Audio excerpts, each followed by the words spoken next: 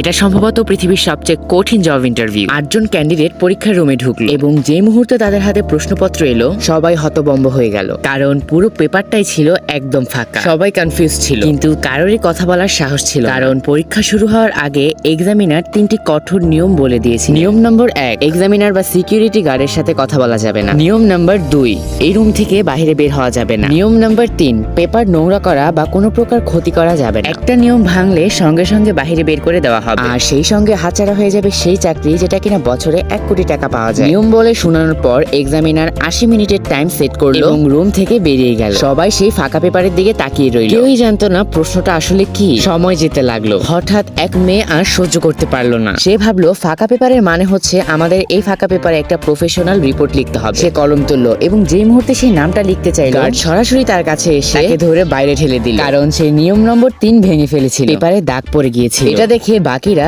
সঙ্গে সঙ্গে তার কলম নামিয়ে রাখলো। হঠাৎ একটি লোকের মাথায় কিছু একটা ঢুকলো। সে ভাবতে লাগলো এক্সামিনার তো শুধু 3টে নিয়মের কথাই বলেছে, মানে যতক্ষণ ধরে এই 3টি নিয়ম ভাঙা না হয় ততক্ষণ বাকি সবকিছুই অ্যালাউ। সে আরামে দাঁড়িয়ে শ্যাডো বক্সিং করতে লাগলো। গার্ড কিছু বললো না, এতে তার সাহস আরো দ্বিগুণ বেড়ে গেল। সে অন্য ক্যান্ডিডেটকে এমন ভাবে হ্যালো করতে লাগলো যেন কিছুই হয়নি, কারণ নিয়মে তো এটা বলা হয়নি তোমরা একে অপরের সাথে কথা বলতে পারবে না। এখন সবাই বুঝে গেল, সবাই একে অপরের সাথে কথা বলতে লাগলো এবং মাথা ঘাটাতে থাকলো। প্রশ্ন ছিল পেপার ফাঁকা কেন? তখন লিসা দাঁড়ালো।